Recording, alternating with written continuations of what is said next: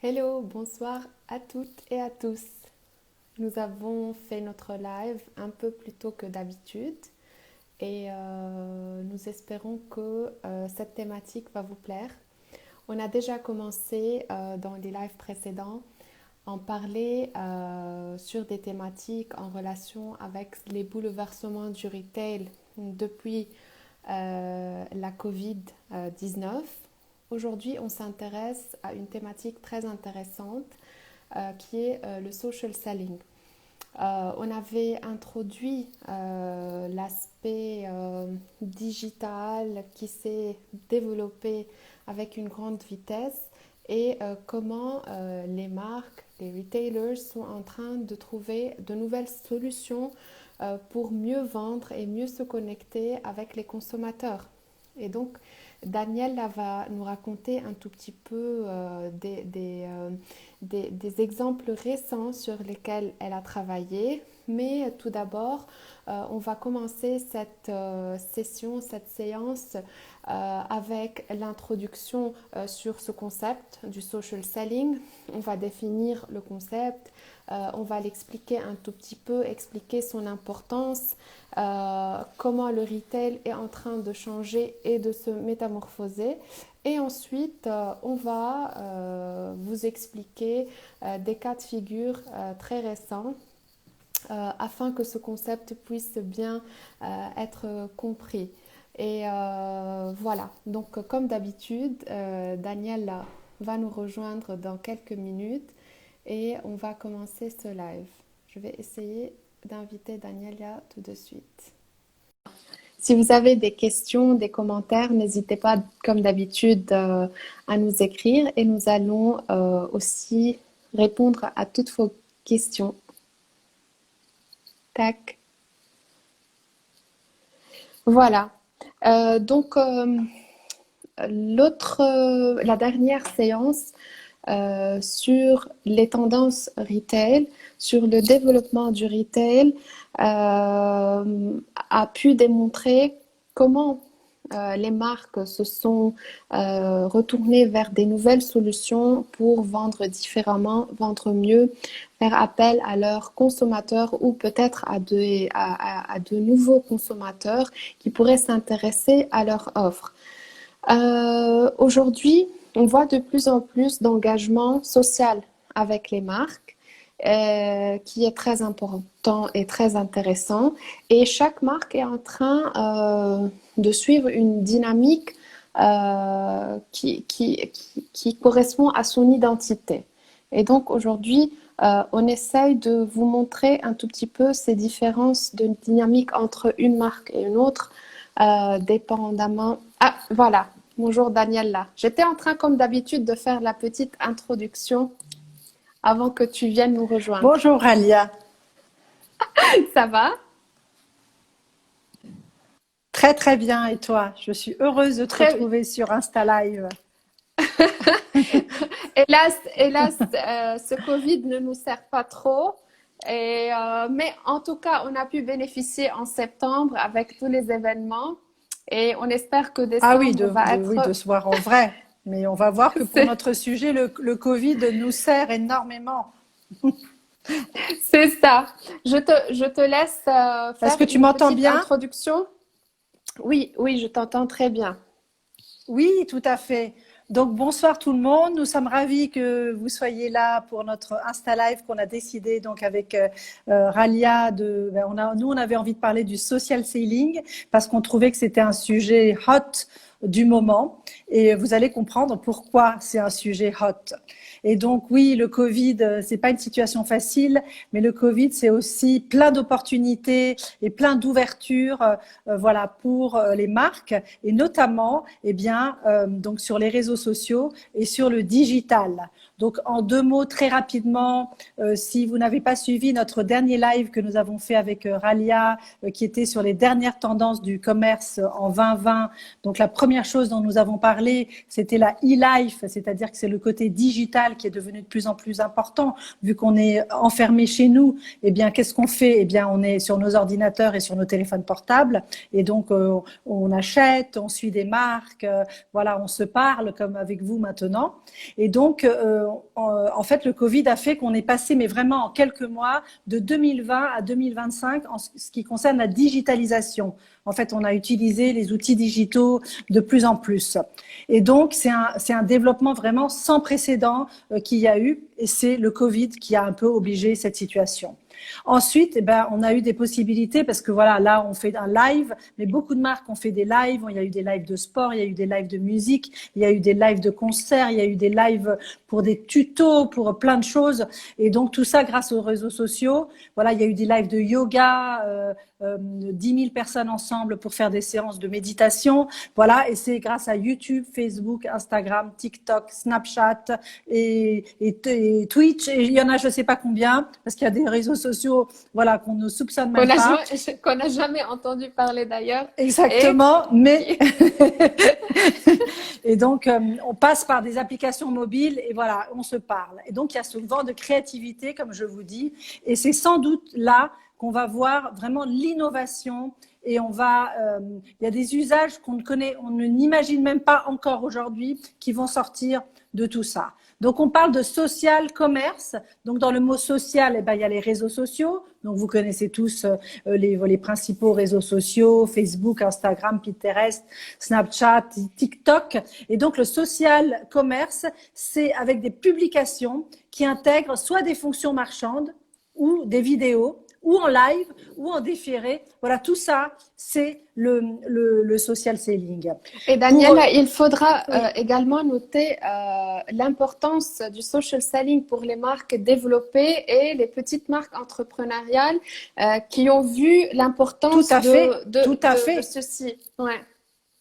Et certaines petites marques que j'ai vues émerger, voilà, que j'ai vraiment découvert sur Instagram au mois de mars et mois d'avril, donc qui ont commencé à ce moment-là, toutes petites, avec rien du tout.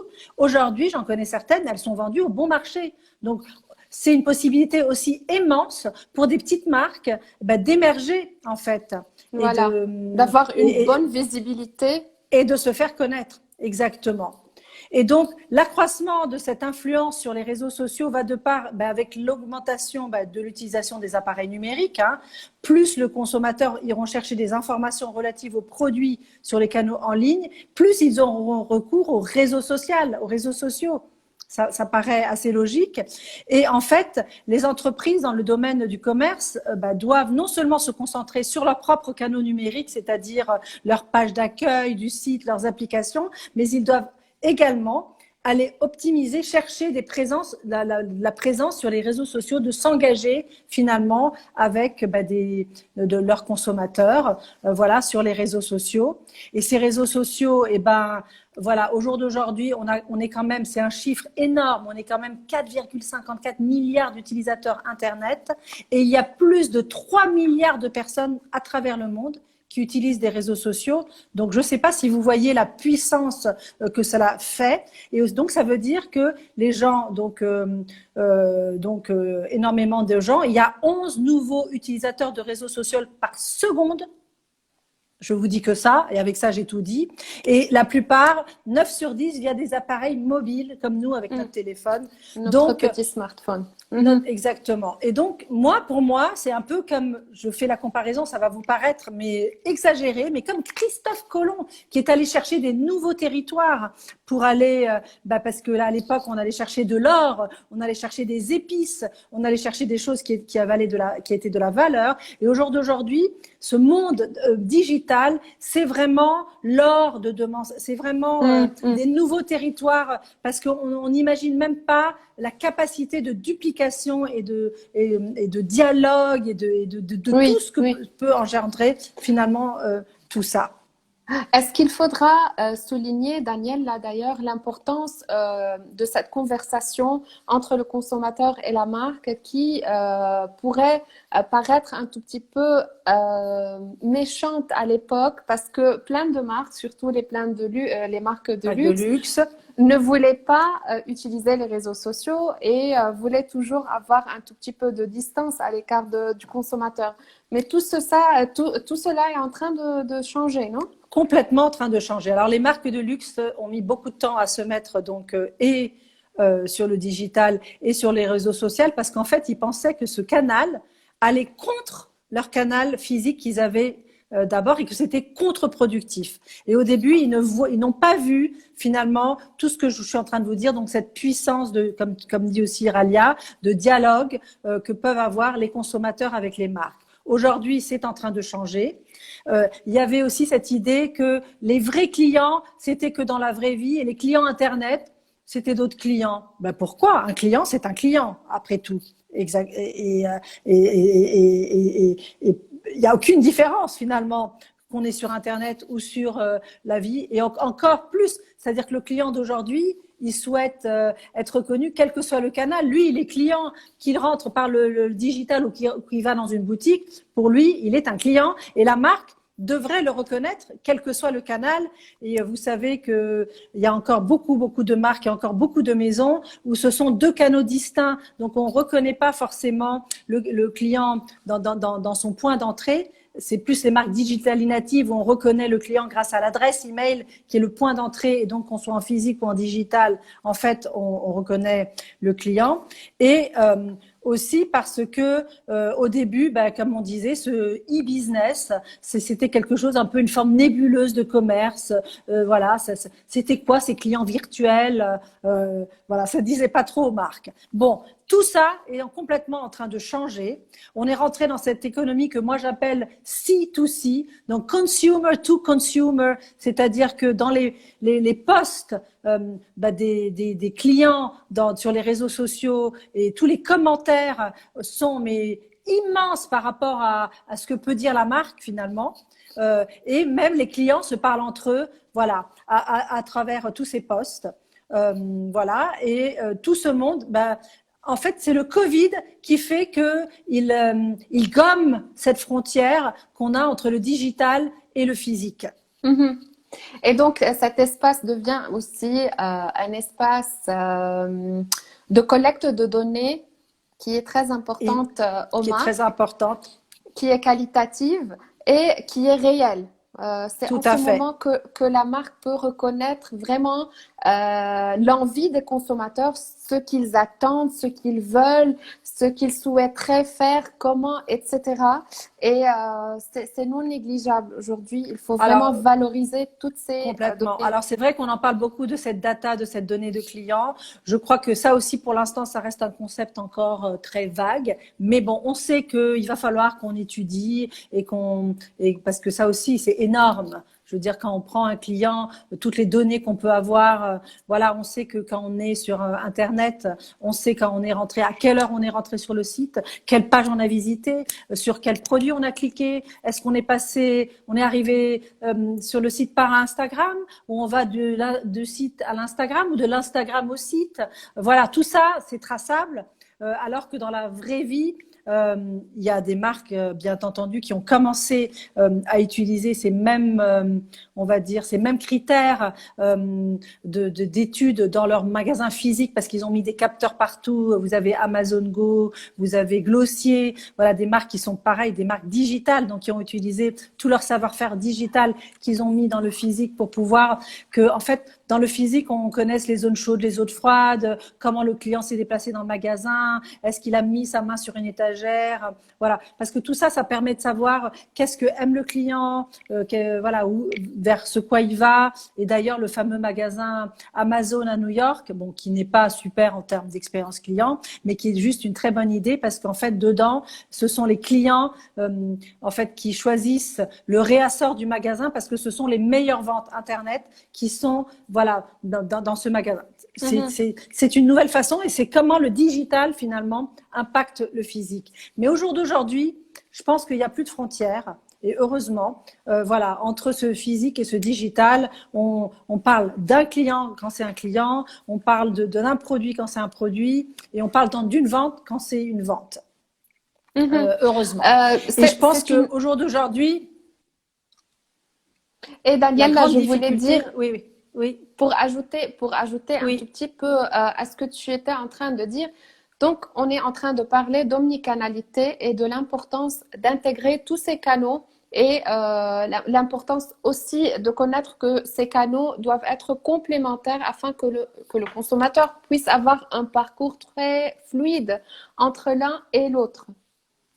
Alors tout ça, c'est vrai qu'on en parle beaucoup. Là, ça fait des notions théoriques et des choses, mais bon, les marques le vivent chacune, on va dire, à son À sa stade, façon, à sa oui. façon, au jour le jour, voilà. Et pour revenir à notre sujet du social selling, eh bien donc pour pouvoir faire du social selling, c'est clair que si on n'a pas voilà, un compte Instagram qui est un peu fourni, si on n'a pas un site internet, voilà, dans lequel on vend, etc. C'est les prédispositions de base pour pouvoir faire du social selling. C'est difficile, voilà, de dire. On peut démarrer from scratch, mais voilà, après il faut monter les étapes, quoi. Il faut voir comment, voilà, on avance. Et dans le Est-ce social que selling, Est-ce que le oui. consommateur est au centre aujourd'hui ou bien est-ce qu'il est au cœur de la stratégie de marque avec ce concept de social selling? Je pense qu'il est au centre, mais au jour d'aujourd'hui, avec ce qui se passe, les marques, elles ont des gros soucis entre guillemets financiers. La plupart ont été, donc elles avaient des cadeaux traditionnels, surtout des magasins, donc elles ont été fermées une première fois pendant 2 mois, une autre fois pendant 2 mois. Donc tout ça, c'est un manque à gagner énorme. Et aujourd'hui, je vais dire, elles sont autant customer centric que sale centric. Donc il faut vendre. Il faut vendre, c'est très important. Pas vendre n'importe comment, pas vendre n'importe quoi, mais le chiffre d'affaires et vendre est devenu quelque chose de très important. D'ailleurs, on le voit dans beaucoup de marques qu'on appelait digitally native. Donc, c'était des marques qui avaient été en fait un peu, voilà, qui ont fait pas mal de levées de fonds. Et donc, ces levées de fonds financièrement, elles soutiennent ces marques. Et au bout de 10 ans, elles disent ah oui, mais maintenant il faut qu'on soit financièrement rentable. Pour Hmm. moi, c'était juste le prérequis numéro un. C'est-à-dire que quand on fait un business, il faut penser à être À financièrement la rentable. Sinon, c'est rentabilité. pas un business. Voilà, voilà. Et donc aujourd'hui, on en vient à vendre et on se dit donc que le territoire des réseaux sociaux est un autre territoire et un territoire important. Voilà, où on peut vendre et différent parce qu'on est aussi dans un éclatement de cibles.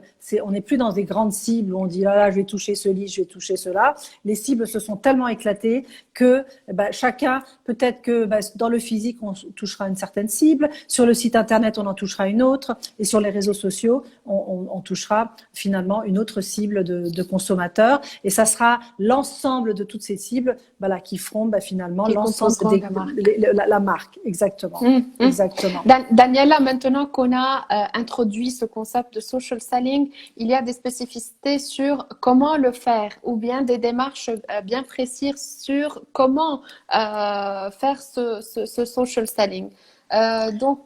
Tu pourras nous Moi, je expliquer un tout pense petit peu? tout à fait, bien sûr. Déjà, il faut utiliser la puissance, la viralité des réseaux sociaux pour vendre. Et il Oui. faut aussi s'amuser, jouer. Et il faut suivre les règles qu'imposent ces réseaux, parce que chaque réseau a ses règles. Et voilà. Et on ira sur un réseau car la clientèle de ce réseau nous intéresse. C'est clair que, alors moi, je suis pas du tout la cible, voilà, de TikTok, mais j'en entends beaucoup parler et je sais que c'est le réseau social qui est le plus augmenté en 2020 et je pense que ça va être un réseau social très important parce qu'il a une progression immense. Je crois qu'il a plus de 800 millions d'utilisateurs, voilà, ces derniers mois. Mais voilà, si on veut me toucher moi, comme je n'ai pas de compte TikTok, ça va être difficile de me parler ou de rentrer en conversation avec moi. Après, il faut dire que tout ce social selling est surtout né en Chine, parce que les Chinois, ben, ils sont beaucoup plus avancés que nous, voilà, dans ce style de vente. Ils ont commencé aussi avec ce qu'on appelle le live streaming. Voilà, c'est une sorte de mélange.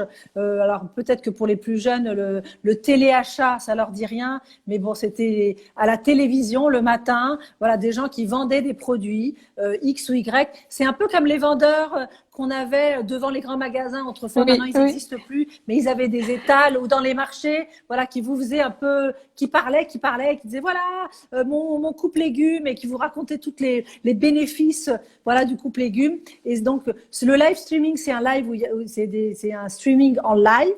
Et donc, pour ça, il faut qu'il y ait un réseau social, il faut qu'il y ait une plateforme de vente.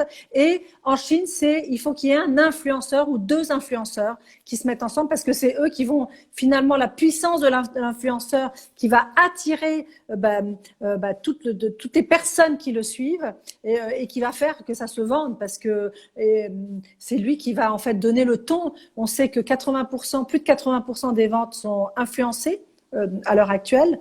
Donc, donc le rôle de l'influenceur à ce stade est quand même assez important. En tous les cas, il est aussi important et moins important chez nous, même pour des petits comptes, voilà, pour pouvoir faire venir voilà plus de passages et plus de gens qui s'abonnent, voilà. À ce compte. Il faut dire aussi que la Chine est très avancée, les États-Unis, l'Europe, en France, on ne l'est pas encore tout à fait. Donc ça commence à prendre forme parce qu'on en a entendu parler, on regarde, on observe, et donc des marques ont commencé à le faire, mais bon, tu vois, c'est que en octobre dernier, comme Galeries Lafayette, la marque Livy, la marque de sous-vêtements qui s'appelle Livy. Il y a la Fnac aussi. Donc, c'est quand même des grands distributeurs, voilà, qui ont commencé à faire du live streaming, mais uniquement il y a un mois et demi. Donc, c'est hyper jeune à l'heure actuelle. Mais moi, je pense que la règle numéro 1, c'est de rester aussi vrai et authentique que dans la vraie vie. C'est pas parce qu'on est derrière un écran, voilà, qu'on doit changer de comportement. Changer de comportement. Ou de discours. Ou de discours, et que si on choisit des influenceurs ou des influenceuses qui vont porter un message, il faut que ce message global résonne juste, voilà, soit vraiment authentique. Voilà, s'il y a un seul conseil que je dois donner, pour moi, c'est celui-là. Oui. Voilà. Est-ce que le consommateur européen, par rapport au consommateur chinois, est maintenant prêt à adopter ou bien à faire part de ce langage ouais? Moi, je pense que oui, parce que c'est pas une question générationnelle. On nous a parlé des millennials, on nous a parlé de la Gen Z. Alors, bien sûr que ce sont par eux qu'arrivent, voilà, toutes ces idées. Mais je vois ma maman qui a 80 ans, ou mon papa qui a 91 ans. Ils utilisent les réseaux sociaux. Ils font peut-être pas du live streaming, mais des achats via des réseaux sociaux. Ils suivent des concerts, voilà, toutes ces choses en live. Il y a une appétence qui n'est pas catégorisée par une tranche d'âge ou par une population. Donc oui, voilà. Et puis le fait qu'on est enfermé à la maison aussi et qu'on recherche à s'occuper, à faire des choses, à s'intéresser, voilà.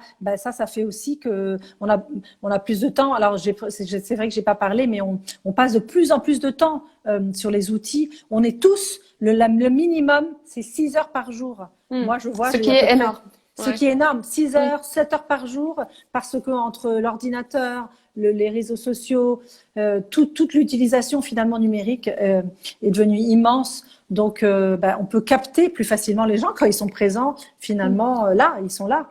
En fait, ils sont chez eux et donc ils sont prêts. Voilà, en effet, on est beaucoup plus mûrs maintenant, mais qui a même uniquement 6 mois.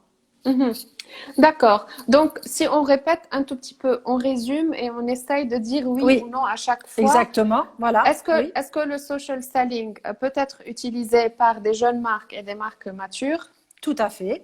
Tout à fait. Est-ce qu'on doit uniquement vendre à travers le social selling ou on peut également envoyer un message ou communiquer?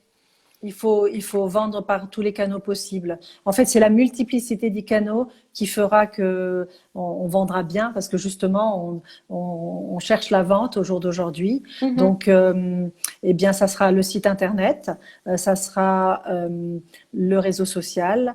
On va parler de mon cas, voilà, que j'ai fait là maintenant, mais on fera des lives pour montrer les produits. Voilà, on repostera les choses. Donc, ce n'est pas que le moment T, c'est aussi reposter sur YouTube des vidéos. C'est pas que le moment du social selling en live, c'est aussi les reposts, voilà, qui Mhm. vont faire que tout ça, ça va mouliner, ça va fonctionner. Est-ce que j'ai parlé des magasins physiques?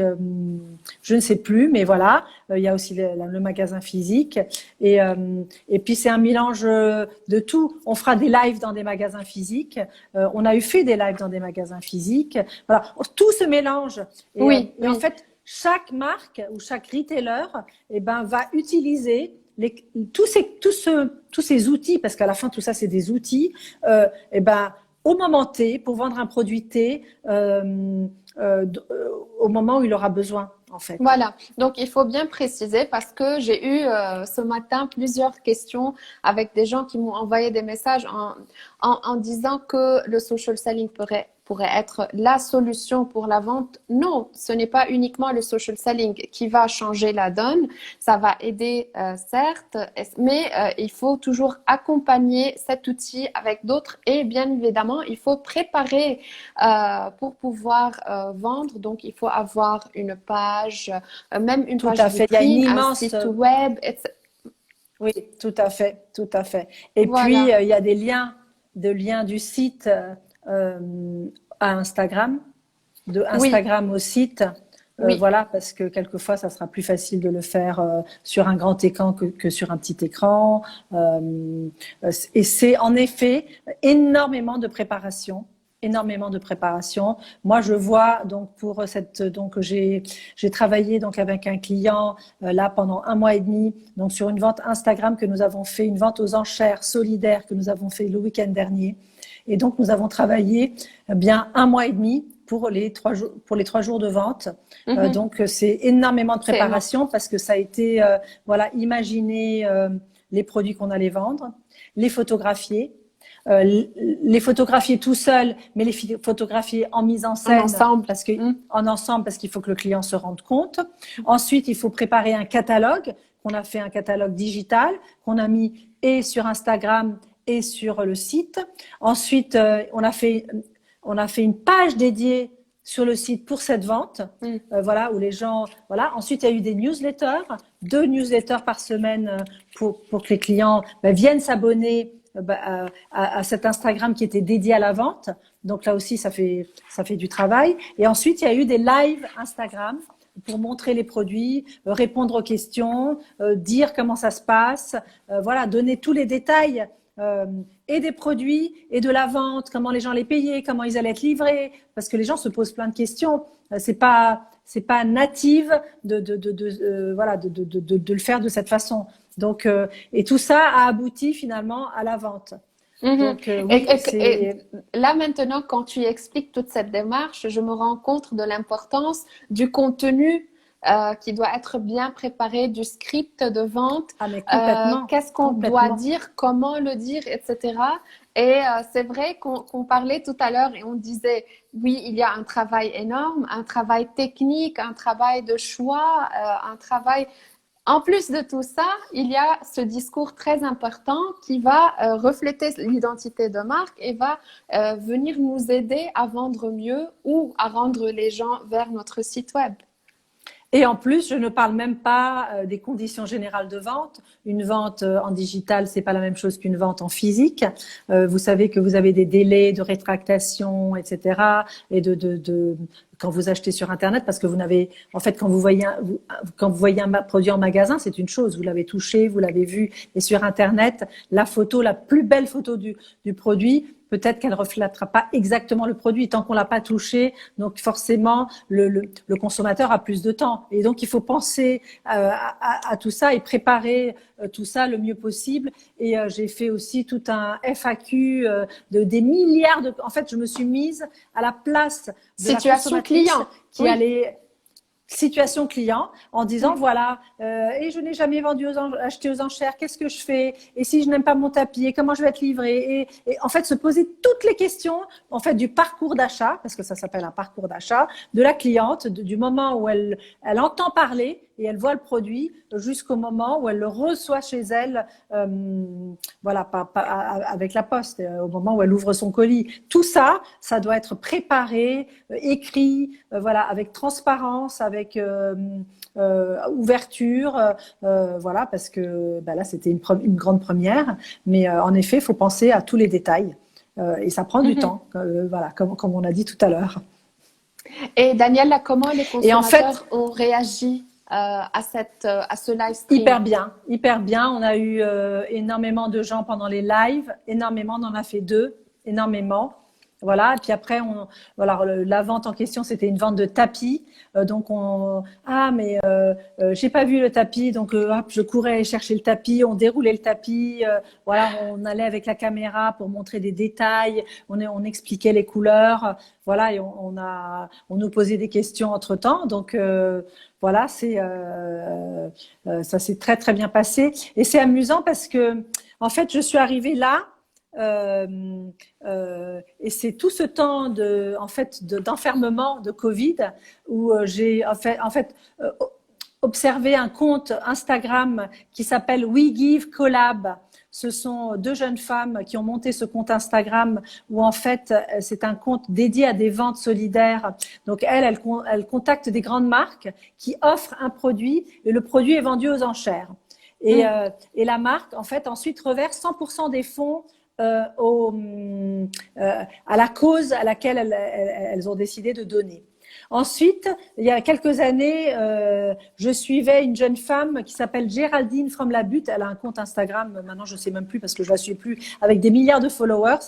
Elle habite à Montmartre, mais elle a un appartement à Marrakech et elle vendait des tapis. Et les tapis, elle les vendait à Marrakech. Elle était là avec sa caméra le samedi après-midi et l'un derrière l'autre, elle montrait les tapis et elle les vendait, mais vraiment comme cette histoire des grands magasins qui vendent l'épluche légumes, parce que ou comme sur le marché quand venez voilà, acheter mes légumes, un petit peu même comme une vente du Moyen-Âge pratiquement. On se rend compte que voilà, et ça m'a inspirée. Et ensuite, il y a aussi un livre qui m'a énormément inspiré que j'ai lu pendant le Covid, qui est un livre qui n'est écrit qu'en anglais, qui s'appelle Good is the New Cool, parce que en fait, ce livre, il raconte comment on passe en fait d'un modèle de marketing, voilà, avec son système de publicité, qui était l'ancien système marketing, mais maintenant, comment faire avec du marketing d'engagement, du marketing qui prend du sens. En fait, des sociétés qui vendent du produit, mais pour des bonnes causes, où une partie des fonds seront reversés, voilà, soit pour la planète, soit pour des gens qui en ont besoin, soit, voilà, parce qu'on s'est rendu compte qu'il y a un énorme gâchis et qu'il faut redistribuer. Et que les marques, en plus d'être cool, il faut qu'elles soient good, parce que c'est important, parce que ça fait du sens. Et c'est comme ça aussi qu'on engage le consommateur. Et donc, dans cette vente de tapis, nous, on avait une partie qui était reversée, voilà, à une cause, qui était la Maison des Femmes. Et l'engagement est venu par là, en fait, par le fait qu'on reversait, voilà, une partie de la vente à cette cause. Et donc, les clientes se sont engagées avec la marque pour une cause. Et c'est ça aussi qui a fait, je pense, la viralité et le fait d'être suivi et le fait d'être, voilà, d'acheter finalement. De réagir. Parce qu'on se dit, vous n'achetez pas le Black Friday, mais on achète green. Voilà, on fait du bien. Oui, c'est vrai. Acheter pour une cause, s'engager. Pour une cause.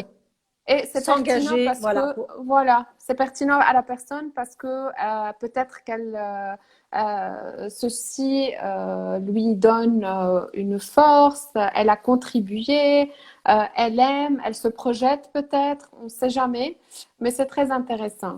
Et c'est intéressant Daniela, aussi parce que les personnes qui sont dans une entreprise, donc elles aussi, elles s'engagent on travaille tous ensemble quand on est dans une entreprise. Si on a une cause, voilà, je reviens à mon magasin Merci dont on a parlé lors de notre premier live, voilà, qui était un très bien. fonds de dotation et qu'une partie des bénéfices partait au Madagascar. Mais on savait qu'on travaillait tous ensemble pour une cause. Notre travail avait un sens.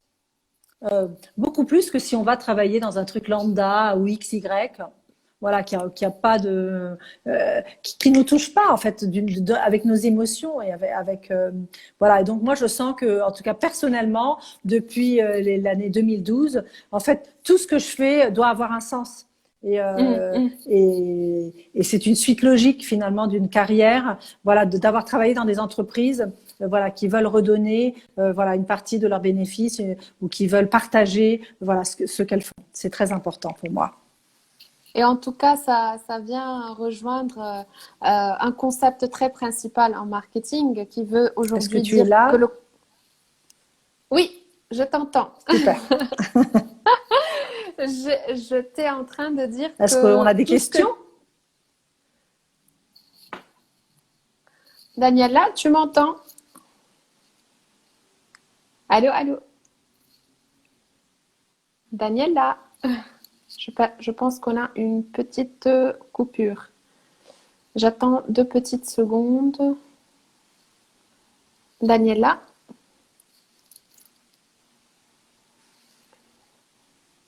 Allô, allô? Alors la réception est mauvaise. Je n'ai pas entendu ce que tu as dit. Ah, ça y est, je t'ai récupéré. Je n'ai rien dit, je n'ai rien dit. Ah, On a eu un moment de silence. Pas de exactement. souci. Je voulais dire que tout ce que tu étais en train de dire, ça vient rejoindre le nouveau ou bien un concept marketing qui dit qu'aujourd'hui les consommateurs ne veulent plus acheter des produits, ils vont acheter un sens, ils vont consommer le sens et on le voit de plus en plus et je pense que cette année a bien secoué la consommation et le retail. Et on va, je pense, avoir des résultats très différents de l'offre l'année prochaine. Je pense que le résultat va être dévoilé l'année prochaine et ça va être une consommation conçue au sens plus qu'au produit même. C'est évident, Voilà. évident. Et puis bon, voilà, beaucoup de marques qui ont surconsommé, vu qu'elles n'auront pas vendu, elles vont faire attention à ce qu'elles vont produire, voilà, quitte à moins vendre, mais à vendre des choses de qualité et des choses, comme tu as dit, voilà, qui font du sens. Et c'est vrai que l'année 2021 va être très très importante pour cela. En fait, et les 2 fois, on a été stoppé en France, mais pas que, parce que finalement, ça a été mondial. Les 2 confinements, voilà, vont avoir une énorme répercussion dans cette façon de consommer, voilà, qui était déjà, je veux dire, qui était déjà latente. Hein. Oui, C'est pas c'est ça. Le Covid n'a rien inventé. Le Covid a juste stoppé et accélérer. freiné, a accéléré, voilà, cette tendance. Très bien. Daniela, comme d'habitude, on évoque toujours ces thématiques très récentes et riches. Oui. Aujourd'hui, on a changé un tout petit peu le timing de notre live. Je sais que beaucoup de personnes n'ont pas pu nous rejoindre. Mais j'en profite pour dire, comme d'habitude, que je vais télécharger directement ce live sur IGTV et par la suite sur YouTube. Et tous ceux ou celles qui veulent nous demander des questions peuvent revenir sur la vidéo, sur nos comptes Instagram ou LinkedIn peut-être, s'ils Oui, veulent bien sûr, communiquer on est ou avec demander des grand questions. plaisir. Oui, oui, on est ouvertes toutes les deux voilà, à ouvrir des questions. Et en tous les cas, moi, voilà, pour faire un parallèle entre ma vie d'avant, qui était une vie on va dire, de personnes qui travaillaient dans les magasins physiques, voilà, et aujourd'hui en tant que consultante retail et avec voilà, c'est cette vente que j'ai faite, j'ai eu l'impression, en fait, de faire un pop-up store, mais de le faire en digital, et pas plus ni moins, en fait. Parce que pour un pop-up store, on a une énorme préparation, voilà, parce que tout doit être bien penser en amont. Voilà, ça dure que quelques jours ou qu'un temps précis. Oui. Donc il faut le faire vraiment. Il faut le préparer. Je veux dire, ça s'improvise pas de faire un pop-up store. Voilà, on met ensemble des marques, on décide un timing, on décide un merchandising, on a une politique de prix, on a une communication, et que en fait. C'est la même chose dans le digital, et que en fait donc le canal n'a plus aucune importance. Voilà, que ça soit social selling ou pop-up store physique. En fait, c'est le temps qui devient lieu. C'est ce moment T de rencontre entre Tout à fait. nous et le consommateur qui va créer le lieu. Exactement, exactement. Et donc on fait tout pour que ce temps soit le mieux, se passe le mieux possible. Voilà, avec la fluidité la meilleure possible pour le consommateur. Voilà, et puis qu'il prenne du plaisir aussi, avoir des belles choses. Voilà, être entouré par une marque. Voilà, qui a pensé à elle, parce que voilà, de faire un pop-up store, c'est bon, bien sûr qu'on le fait pour vendre, mais il y a aussi beaucoup d'émotions et d'amour derrière. Voilà, on le sait toutes les deux, parce que voilà, on est en communication souvent avec voilà, plein de gens différents, voilà, qui font de ces pop-up stores. Mais voilà. Super. Le temps qui devient lieu nous dit Shraoui. Merci Sofiane. Super. Merci Daniela. On pensera à des nouvelles thématiques, bien et sûr, on fera un bien nouveau sûr. live très prochainement. Et encore une fois, merci pour cet échange, et cet échange riche en tout cas. Merci beaucoup Daniela. Merci, et merci à tous pour votre écoute, et à très bientôt. À bientôt. À bientôt. Ciao, ciao. Bye. Bye bye. Bye bye.